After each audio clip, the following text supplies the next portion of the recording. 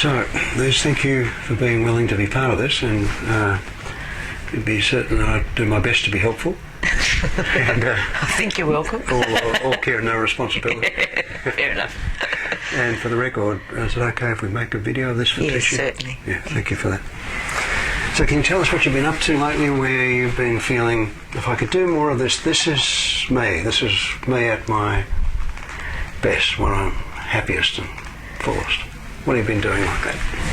At my best. Yeah, well, like you want to be, like if I could do this more, this would be great. Oh, it's a bit tricky at the moment. Last night I was really happy. Last night there was book club at my house. Oh yeah. It doesn't need to be just recently. It might have been like a few years ago. Or what sorts of things do you think, like, this is what I like to do?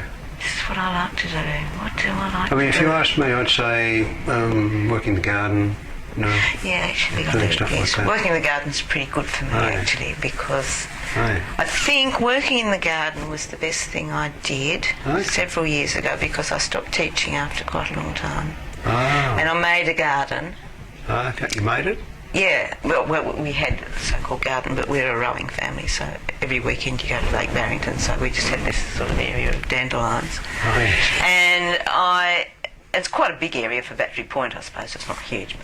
And I dug it up and I sat in it for weeks on end. Oh, okay. And it was fantastic, and I just felt that all these years of teaching, with the intensity of so many kids a day, Yes. I just thought it was wonderfully therapeutic, and I pulled out long roots and dug. Okay. Literally sat in it for weeks. It was great. So that's probably when I was last really. And there was somehow like sitting in it, and I mean, there's nothing wrong with dandelions. It's one of our symbols, but. There's a lot wrong with dandelions. Yeah, but there's something about it being there that helped you to deal with all the accumulated stuff of teaching. I think so. I think it was the physical work. Okay. Because it was quite hard, because I hadn't been dug for heaven knows how many years. Oh, yeah. And it wasn't so much the planting, it was the actual just being in the dirt and digging. Getting dirt under your fingernails. And it was really nice at the end of the day. Jim and my husband would come home from work. So what have you been doing? Sitting in the dirt. Digging about. But, that you're really dirty, but you don't even really have time just to grab a bit of bread and cheese for lunch, and that's it, and you just go back. That was really good. Yeah, and I don't know, but could you say what it was in particular about that? I mean, somehow like just being in touch with the dirt or earth or something? Or? I think it was being by myself. Yeah. And I suppose, I mean, there's something elemental about being in dirt and stuff like that, which is really nice. Yeah. I'm very happy to be dirty. I'm very happy, not to have gloves on or anything like that. Doesn't really worry me. I don't know, I know I was making something, I suppose. Okay. Yeah. I made but there was a garden. But being by yourself was important. I mean, being with kids and all that kind of stuff all that time. Yeah, I'm really happy being by myself. Oh, yeah. I'd rather be by myself than just with one other person at home quite often. Oh, yeah. It's good. Yeah. I don't know why. No, what's it like to be by yourself? What do you appreciate about it? Doing exactly what I want to do, I think. Okay. So if I want to sit on the stairs and read a book because it's sunny there, I'll do that. So you don't feel there's no kind of obligations to fit in with other people's... I think that's part of it. I think since I stopped teaching, I really am averse to being timetabled and having... Right. Yeah, you've had enough of that. Been there and I think that. so. I think once you get your freedom... I mean, I went back quite a bit, and I went back doing people's long services and stuff like that.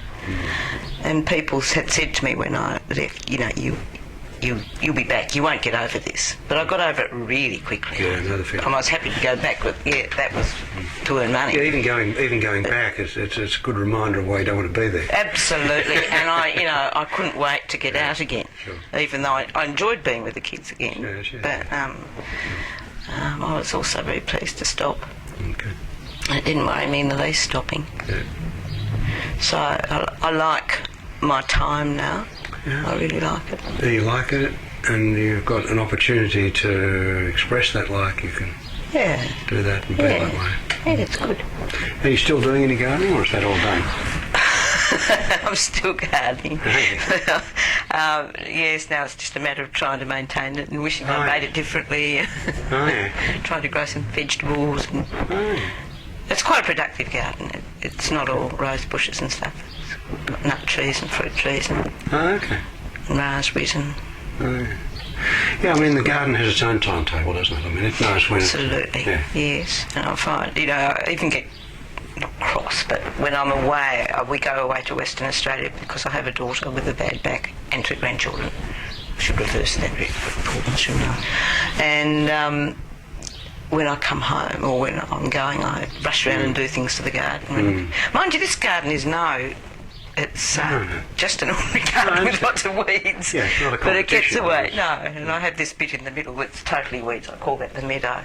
It's about as big as this room. It's just totally grass and dandelions. There's some dandelions still there? Oh, yeah, with dandelions all over the place. Yeah, good. Yeah, I'm glad. Yeah, oh, yes, they win. Okay. And was there something that you had in mind that you would like to have happen here? I mean, I don't know whether anything can happen, but if it could, what would that be? No, not really. What would be useful for you? Well, if I was seeking, I would ask to be hypnotised to stop smoking, but I just came to stop smoking? Today, no, I just came to be useful today. Oh, okay. Yeah. Oh, yeah. But if you'd like to stop me smoking... Well, we've got some weeding that needs doing at home. And yes, that's a good one. But if we were to do something here, you'd like to stop smoking? Yes. Okay. How come? Because it's a terrible habit. Who says? The health people say. Oh, yeah. That's their timetable.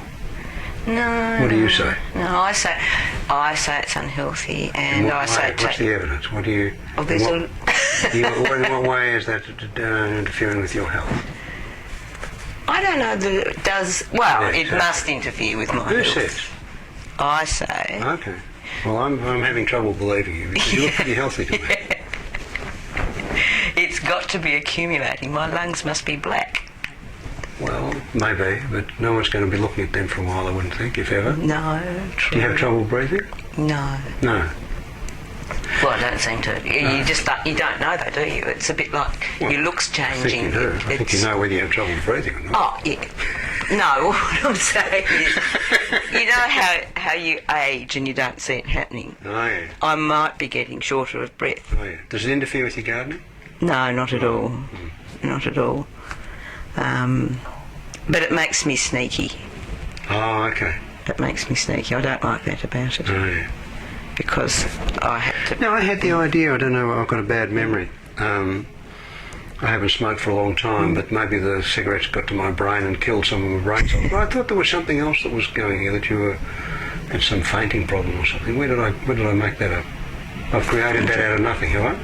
Fainting. No, it must be a dandelion that's got into my weed garden there. So you want to stop smoking? Yeah. Okay. Now, if you were to stop smoking, what would be different for you? You wouldn't have to be sneaky. I wouldn't have to be sneaky. Okay. I'd be a little bit richer. Oh, yeah. Money-wise. Yeah, well, they're only, about $10 a pack these days, aren't they? Yes, they're very expensive. And how many of those do you smoke? 2 or 3 a week. 2 or 3 packs a week? It's a lot. Well, that's only $30 a week. What's that, $1,500 a year? 15,000 every 10 years. I mean, it's not that much. Nah, it's easy. But you would have that little bit more money, and you wouldn't have to be sneaky. What else? I wouldn't have to be sneaky. And I presumably my health would stop deteriorating, or it might improve. No, if you allow me to say it, I think that's very presumptuous of you to say that, because I don't think there's any evidence of that. My dad smoked from when he was 19, 18, 17, something. And when he was 80, I went to visit him, and I noticed he wasn't smoking, so that he ran out of cigarettes and he couldn't be bothered going down and buying some more. Oh, how wonderful. So anyhow, a year later he's smoking again. I said, how come you're smoking? He said, well, 12 months without them, it didn't feel any different. So I thought at the age of 81, you know, what the heck. It didn't feel any different without them. Why did he bother? I know. Well, he didn't. I think he got some pleasure. What do you get from them? I don't really know. Right. That's really interesting. Do they give you? It's really interesting. I blame it on the chemicals. Oh, okay. It's easy. The chemicals. In the cigarettes. Yeah, but they somehow are the cause. I reckon. Wouldn't be my weak will. So they're kind of addictive or something. Yeah, like I reckon. Chemicals, could you? Okay. All right. Okay. So they do that, and so then presumably if you were to stop, I mean, continuing just allows you to put off the going through the withdrawal or the problems of the chemicals. Is that the? I don't know. I recently stopped smoking for nearly 3 weeks, and it didn't seem to make any difference. But I was somewhere else, which makes it easy. So you weren't feeling any better, or your health wasn't better? No, I felt exactly the same. No, I thought I'd get really, really cross and edgy. Because when I've tried it in the past, I get really cross and edgy. Well, I think if you try and give up anything, you know, if someone said to you, you know, you got a bad back, you've got to give up gardening, you get cross. Anyone gets cross if they're told that. You didn't get cross when you had to stop teaching. That's true. So I think if you stop something that you don't want, you feel just the opposite of cross. Yeah. Okay, so you didn't feel any better without the cigarettes. I didn't feel any worse. Didn't feel any worse, but you were cross. So if you Not last time, but the other times, yes. Okay, you weren't cross this time? No. I think it's because I only smoke where I've smoked. Ah, okay. A bit like a dog. Yes. You know, sort of a Marking out your territory. Yes, or something like that. Yeah. But if I haven't smoked, and it doesn't really matter whether there's people smoking around me, Okay. it's... Where was this place? Was this when you were Western Australia? Yes, in WA. Oh, yeah. Okay. So if something would happen here and you were to leave here and you didn't smoke and you weren't cross and you didn't feel any particularly better or any worse, but you're saving some money and you didn't have to be sneaky, would that be okay? Yeah. All right. All right. And could you let us know if you've had any experience of hypnosis before? No, I haven't. Well, you might be interested to know that the kind of hypnosis that we are using here and teaching here does not involve any kind of imposition by an external person. I'm not going to be telling you you'll never smoke again. I'm not going to say to you you'll feel better without cigarettes. I'm not going to tell you what you should or shouldn't do. I'm not going to say anything like that. It's more a kind of a creative opportunity. It's a way of somehow, a bit like gardening, giving you an opportunity to just sit in what's useful for you and helpful for you, so that you know, often we don't have the time to just sit with something like you did with your gardening, so that something can just settle or do. So it's more like that. And the way we approach it is to think of hypnosis as an experience in which a person can take the time, have the opportunity to start to focus on something that's relevant or something that's useful, and then allow themselves to become more absorbed in that. If we start to focus, for example, on the red spots on the carpet, you'll start to notice there are a lot of them. If you start to focus on the white spots, you start to notice the white spots, and the red ones have somehow become background. So there's red or white, or red and white. There's red, white, depending on how we look and what we focus on, what we... So it's really like that. Yeah. And the experience of going into being in hypnosis is not unlike being in the garden. You're just there, you know, it's just in it. And a whole lot of other things might be happening around you, but that's not of any concern. And it's obvious to me that you are very skilled at becoming absorbed in things. Just the way you're paying attention right now lets me know that you know how to really focus your attention. And maybe that's part of your teaching or part of your gardening, I don't know what, but would it be okay if for the moment you were to just allow yourself to continue doing exactly what you're doing, whatever that is, without any imposition from me about what you should be paying attention to, but just attend to whatever it is. And then as that's continuing, you could just allow yourself to find yourself becoming more absorbed in some way. And you mightn't even need to know exactly how you are becoming more absorbed. It can be like a natural process. Just like sitting in a garden, you're not trying to do anything, you're just there in that. And then as you allow yourself to be in that, over time, it's just natural that you find yourself becoming more interested, absorbed, focused on that. That's it. And with any person, when they start to focus their attention and become absorbed, there are natural physiological changes. It's natural, it's usual, it's expected that there is a kind of an easy kind of stillness in the body. More a feeling like there's no need to move, no need to do anything. A bit like some time out, it's like some time just for you. And very often as that continues, there's a change in the breathing, sometimes just a little bit deeper, slower. And these changes can happen in someone without them making any effort, without them trying, without even needing to notice that those changes are happening. And very often there's a change in the facial muscles that tend to flatten out. And the eyelids can blink differently. They even get a feeling somehow that you don't need to keep them open. In fact, I don't know if it would be a relief for you to discover how easy it'd be for you to just let your eyes close, so that you don't have to be bothered by external visual stimuli, and you can be even more with yourself, within yourself. That's it. And as you get used to that, when you're ready, when you can enjoy knowing that your eyes can, that's it. That's right. Be comfortably closed. And they can even stay closed for a time, and just how long or for what, it really doesn't matter. And you know that you could open your eyes any time, of course.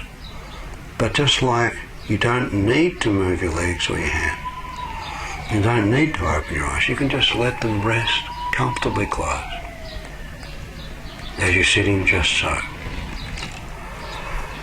And as a part of that, you might notice that the sound of my voice can become increasingly in the background, so that you don't need to listen to me. The sound of my words, they're just sounds that I'm making. And it may be that you could almost forget that you're here, almost have the experience that you're somewhere else. In the garden, with your daughter, grandchildren. It really doesn't matter where. You can let your mind go anywhere that you can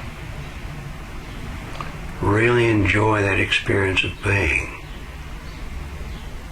in this experience, knowing there is no timetable, there is no external pressure on you, no demands on you. You don't need to do anything for anyone else in this time. This can be just for you. And it's your experience, not anyone else's. And you mentioned that you enjoyed the garden. And it was hard work. But there was a pleasure in just being in that experience. And I wonder how it would be for you. And of course I can't know. So I can only wonder how it would be for you to sit in an experience of being a non-smoker, to just sit in the experience of breathing fresh air, to just be in that experience of being with yourself as yourself. The cigarettes just somewhere else, where they are, doesn't matter. Someone else has them, doesn't matter. Just you. And to be there as yourself, without those cigarettes, without those chemicals making their demands on you, without those cigarettes and the chemicals in them trying to impose their timetable and forcing you to smoke them, to sneak them, to spend money on them, and to simply find yourself in that experience, just sitting in that experience. And maybe notice that as you breathe, without you paying attention to that, somehow that experience can become more natural for you, more comfortable for you, more easy for you, just how it is. And in this experience, while you're here, there may be some gardening to do. There may be some weeds to dig out. And people talk about cigarettes and call them the weed. And in some way, I wonder whether you could imagine, because you are creative,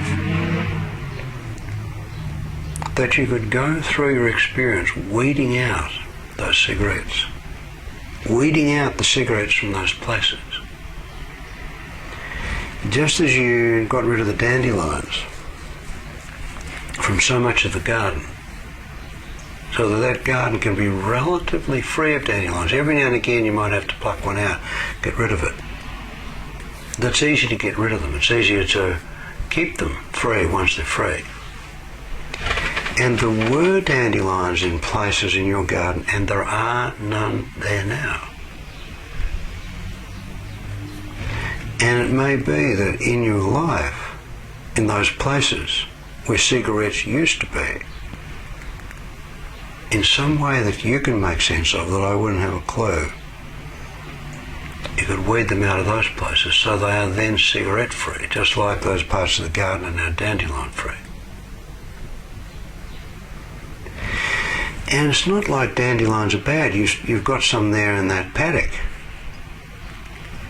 And you could see cigarettes in other people, with other people in shops or wherever. They could still be there. But you could be somehow disconnected from them, somehow apart from them. Somehow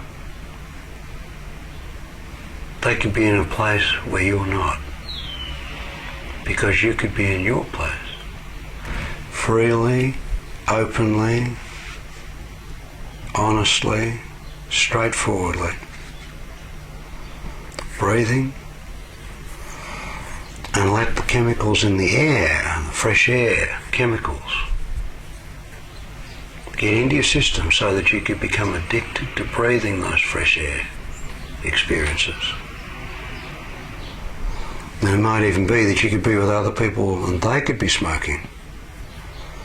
And you could think, I just have to get outside and have some fresh air, because you're addicted to it. You get withdrawal symptoms from not breathing that fresh air.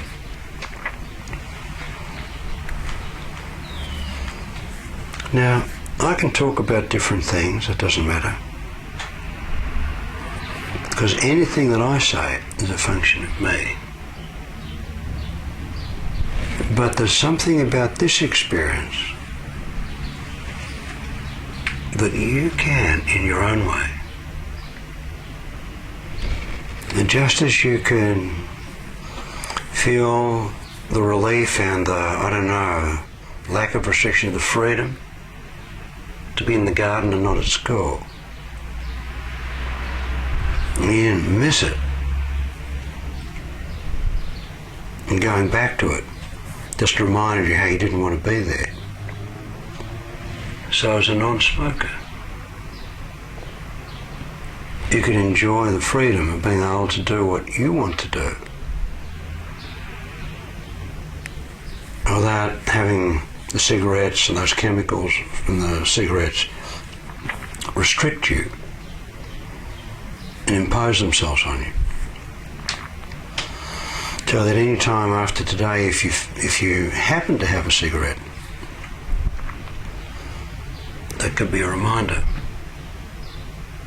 of why you're a non-smoker. About 30 years ago, I'd stopped smoking for a year, and I was in Hobart, living in Melbourne at that time.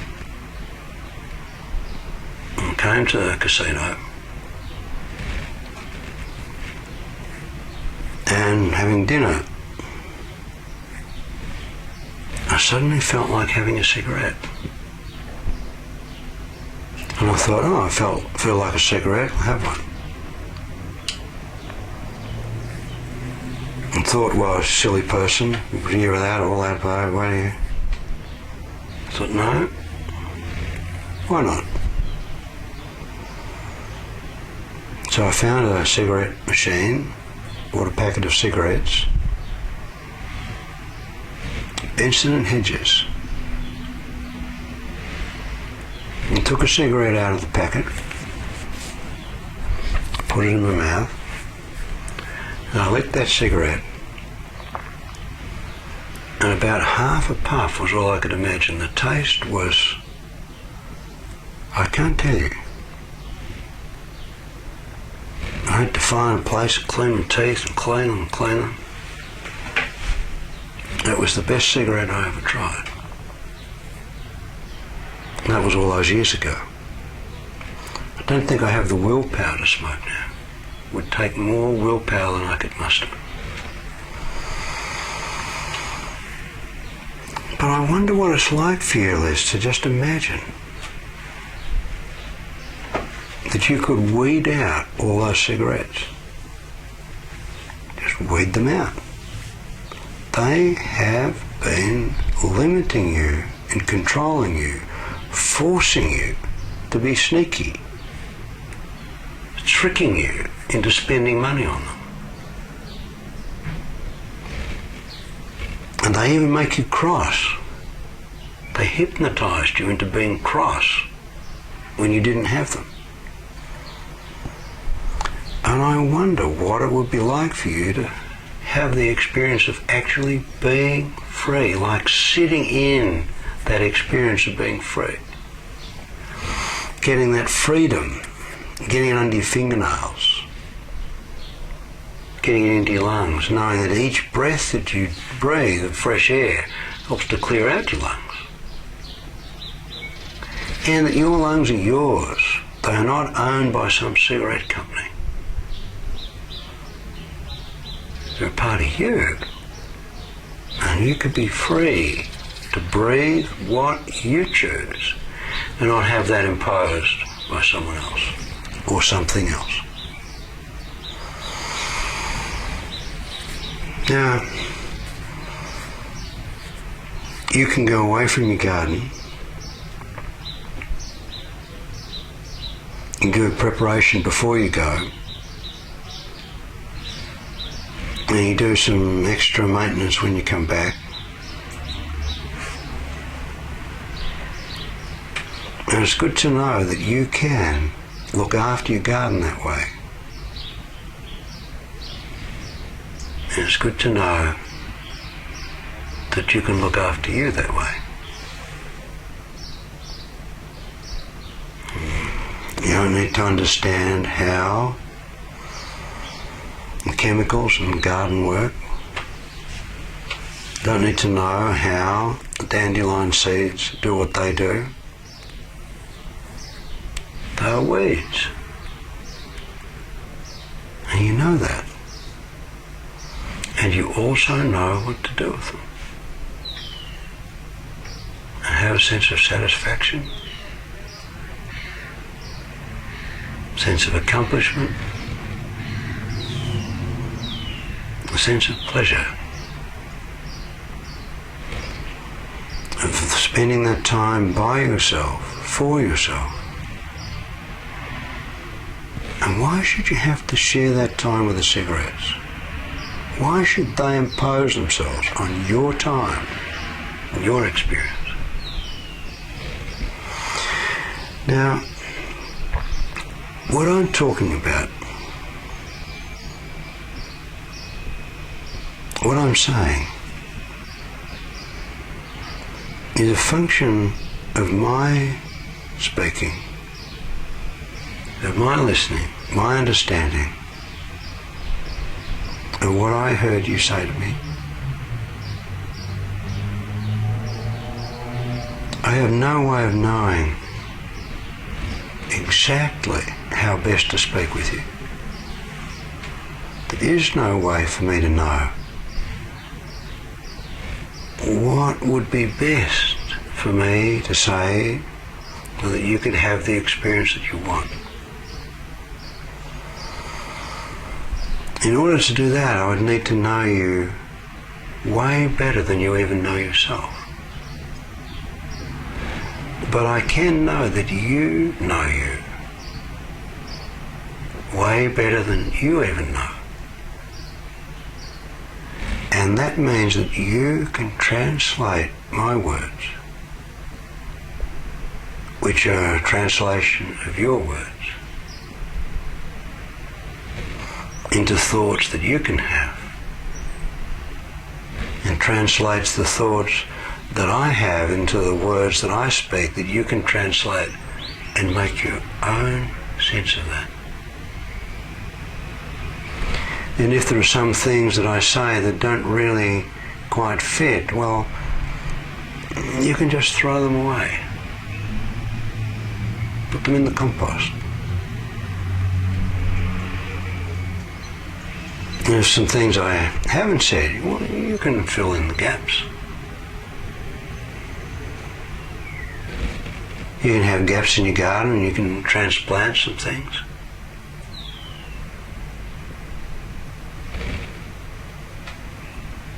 And if something I say isn't quite right, you can trim it.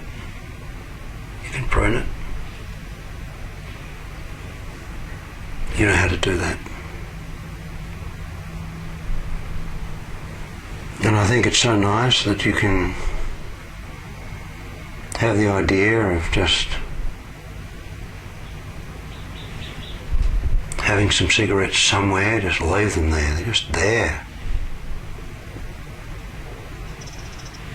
You don't have to do anything with them. You don't have to smoke them. They don't have to impose themselves on you. They don't have to force themselves on you. They don't need to control you or timetable you. They can just be there and you can be where you are.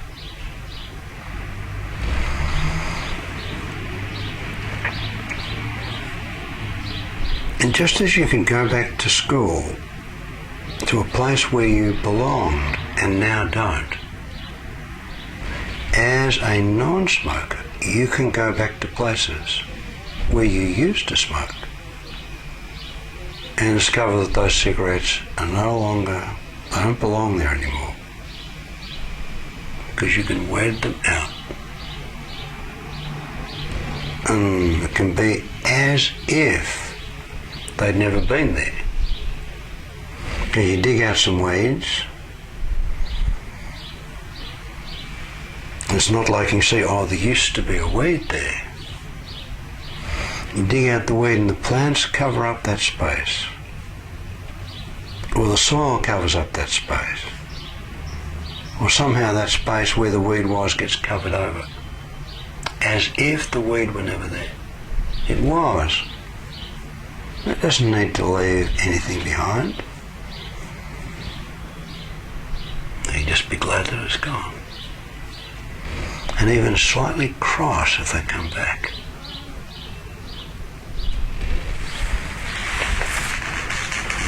And as you were talking before about your daughter and your grandchildren,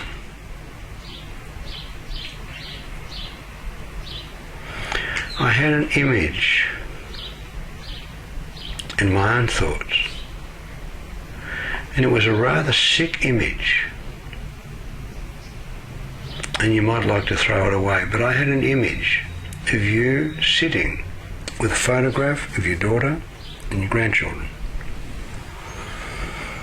with a cigarette in your mouth, taking a really big lungful of smoke and just blowing that smoke onto that photograph. And then taking another really big draw or drag on that cigarette and blowing that smoke onto that photograph so that there was a kind of a smoky haze. And as you continue to do that, the photographs start to get a kind of a yellowy, then a blacky kind of something on that. That was just an image that I had. And I wouldn't expect it to have any relevance to you. It was just something that was in my mind. But you can have your image of how you would like to be, how you want to be. And I think it's okay. I might be wrong, but I think it's okay for you to give yourself that permission. You don't have to give it to yourself immediately. Personally, I think it would be totally acceptable if you were to leave here today as a non-smoker and never smoke again. I think that would be totally acceptable. And I think it might be rather delightful for you if you were to get to the end of the day and not even notice at the end of the day that you hadn't had a cigarette and hadn't missed it. Just like often you look at the garden, you don't think, oh, there's no weeds there. Don't even notice. Just look at the plants. And I do wonder if you've underestimated the relief that you're going to feel not having to be sneaky. I don't know about the money saving. I don't know. You know about that. You know how important that will be. But I think not having to be sneaky, just being able to be straight and open and honest about that,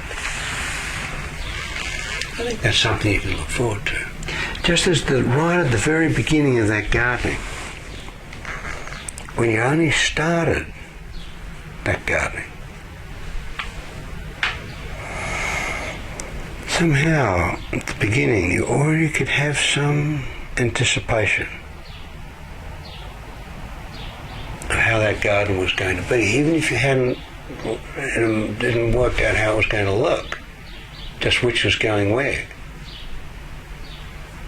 or even whether it was going to be in the right place. But somehow you made a beginning, and there was something there to let you continue getting rid of those weeds, digging over, getting ready for the garden. Now,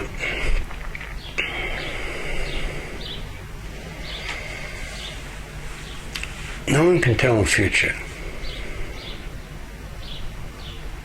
Or I don't think they can. Some people say they can. But if time were to pass, a year, 5 years, 10 years, and after a year, 5 years, 10 years, you would look back. All that time ago when you somehow, like you stopped teaching, you stopped smoking. Not that it was taken from you, but somehow that just happened. And you look back. How good does that feel to look back? Can you feel glad that you took that step? When you look at your garden now, and you look back to how it was before you started, was it worth the effort? Are you glad you started?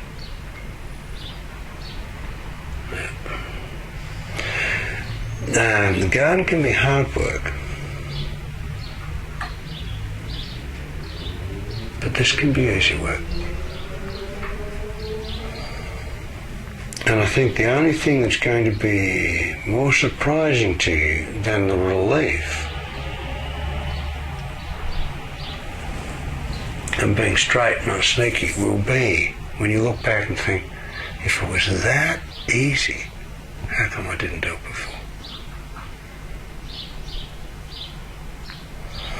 And I think some of the benefits of being a non-smoker might be rather subtle. And you mightn't even know what some of them are until you discover them after some time. I'm not even sure that you'll notice all of them, but they can be there. You pull out those weeds, you plant some plants.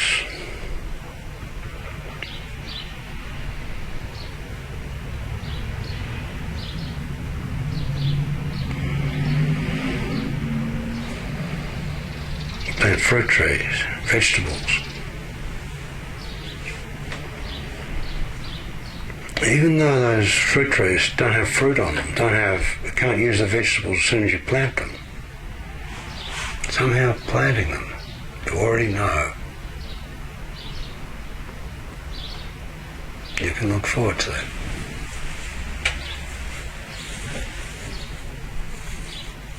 And that's why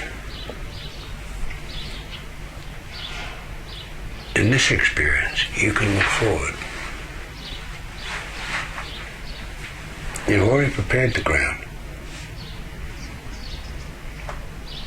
You already started the process.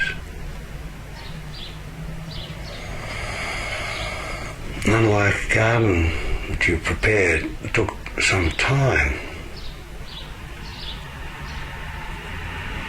This can happen very quickly.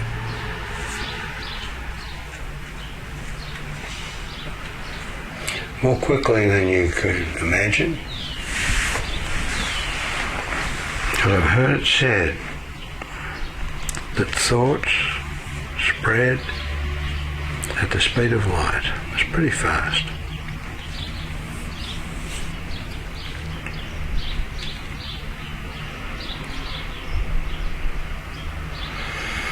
Now, we came along here to be helpful. And I want to express my appreciation for your helpfulness. And as well as it being helpful for you, and for us, just like teaching was helpful for students, this can be helpful for other students, different students. But unlike that, even though you could enjoy that and maybe enjoy this can be so much more of an experience that is yours. That you can have it as your experience. And just let it be there. So you can be there. In that way, with you and for you. And just as you don't need to listen to my words, you don't need to be bothered to try and remember what you thought. Time can pass. You can be in a garden for a long time don't really need to know how long.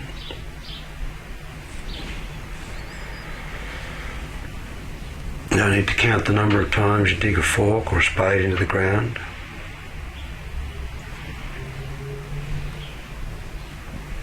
You know that you just do what you need to do. And rooting out those weeds.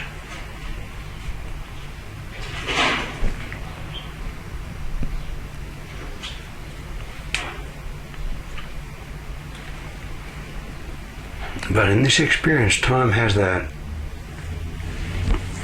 different quality. Just like in a dream. You can dream that days and months and years have passed. And it all happens in a few seconds. So in this experience, totally independent of how long the clock says, you've taken all the time you needed to do everything that's required. And your head nodded at that. It's letting me know that within yourself, that's it. You are letting yourself know it can be easy. It can be effortless. And it can be surprising to discover afterwards how easy, how effortless, how freeing, what a relief it can be.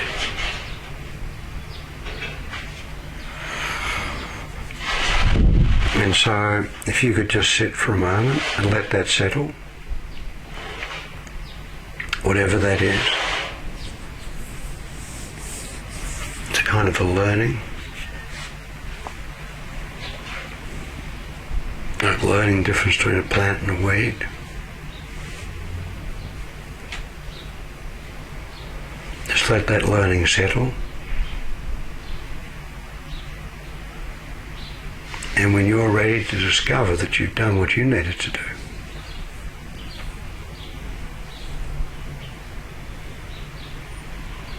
then you'll know to let your eyes open, but you don't need to do that immediately.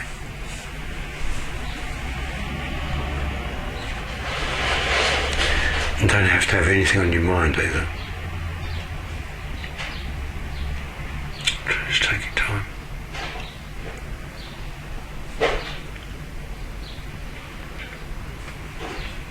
That's it, all the time you need, that's good.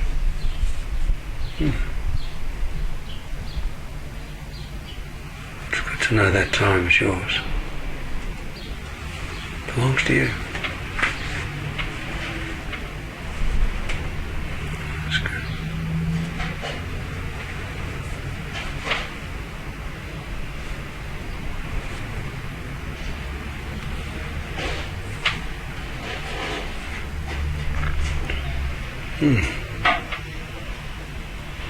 That's good. Yeah, good.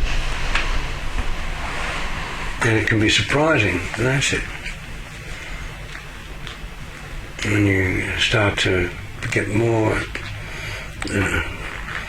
aware of the externals, to realise where you've been, or that you've been. That's it. And it can be pleasing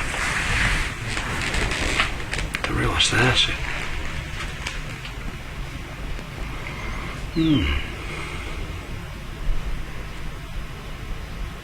No need to hurry, Liz. Just take your time. Because there's been quite a bit of settling there. Yeah. And why shouldn't you enjoy that relief? Good. That's nice.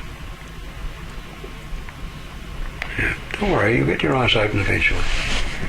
They're not stuck closed. You may have thought with your weeding that you'd never get to the end of it, but you did. It's funny the way you know that you can open your eyes, but it feels like you can't. I can't. No, you can't.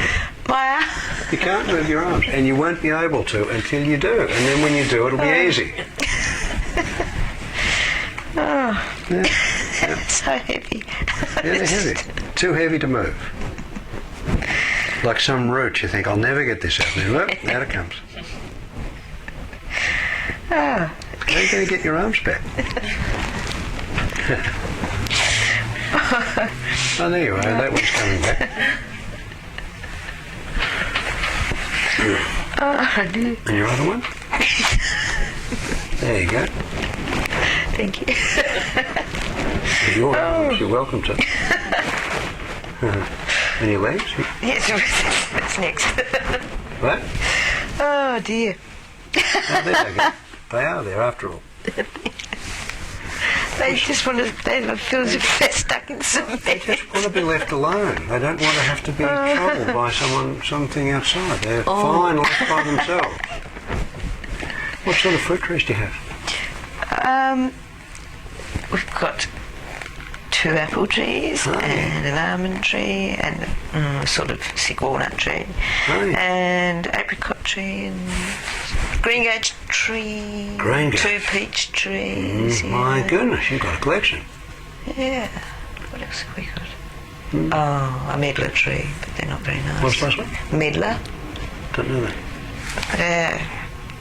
About that big and round, and you eat them when it's called bletted. They're sort of rotten. They're not very nice. And what colour are they? When they're ripe, they're orange. They're attractive looking things, Oh. but they taste What's the name? Red? medlar. Medlar. Medlar. That's not like a tree tomato. No, No, okay. they're quite hard on the outside. Oh, sort yeah. of.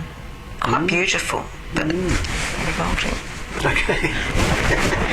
Occasionally English type people come past because it's on the fence and say, oh, we've got a medlar tree, how exciting. Oh, my goodness.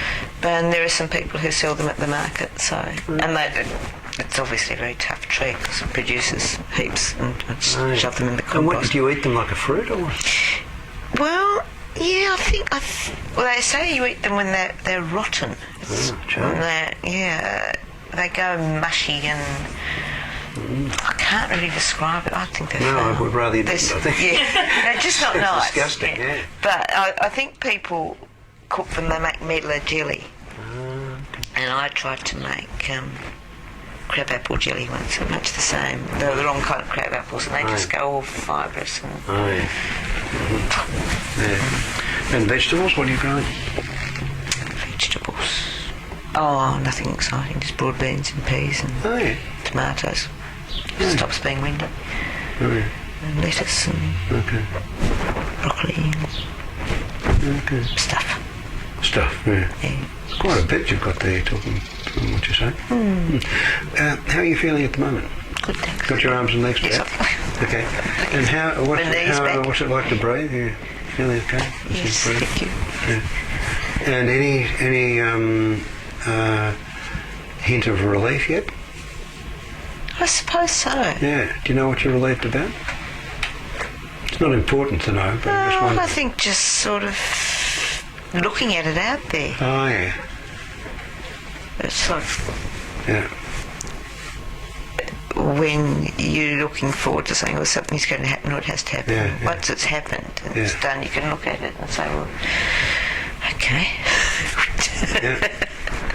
Next thing. Done that, yeah. Right. That's, And I guess it was it's good to be- just all out there and it was Yeah. logical. well, it's and it good was to get really it out there and be free interesting, of it, huh? Till you mentioned the compost heap. And when I looked at the opened the compost bin actually, we have a bin as well last night, there's this huge rat in there and I was Ah. that wasn't nice. Is it friendly?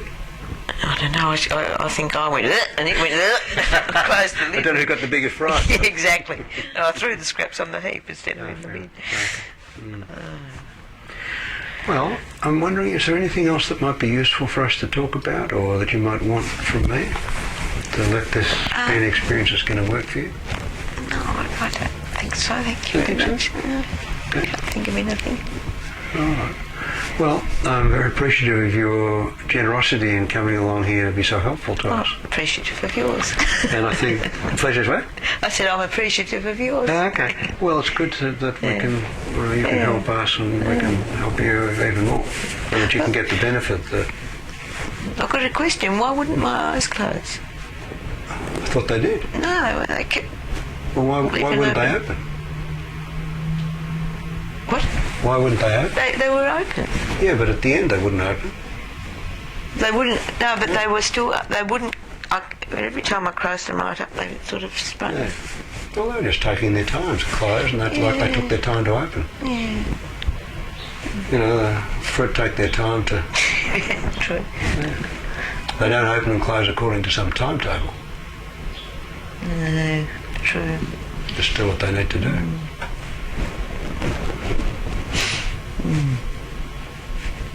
Do you have any other questions?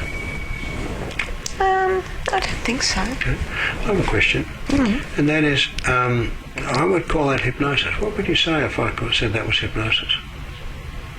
I'd probably say I was surprised. Okay. Yeah. I thought hypnosis was something. I never really thought very much about it, mind you.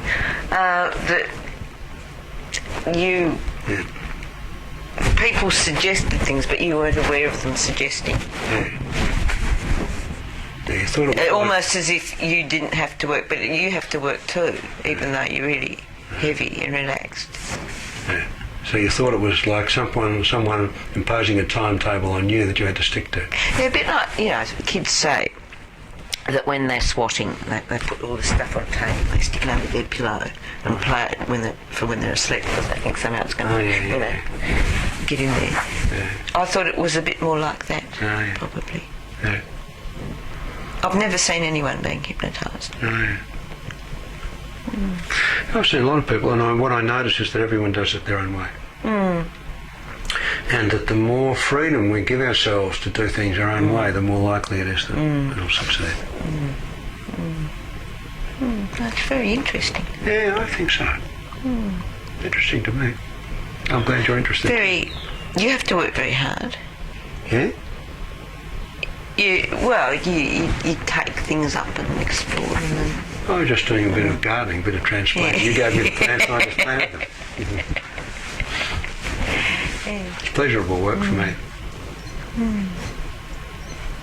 Do you ever get it really wrong? Did people ever say? Yeah.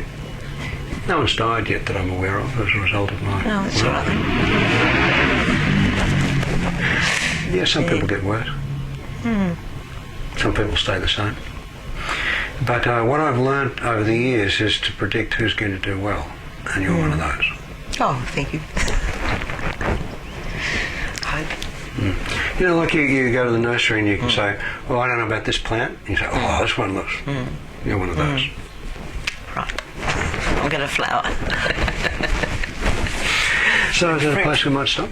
Is that a place we might stop? Is that a place? Yeah, it's good. Okay, well, thanks for coming along. Thank you.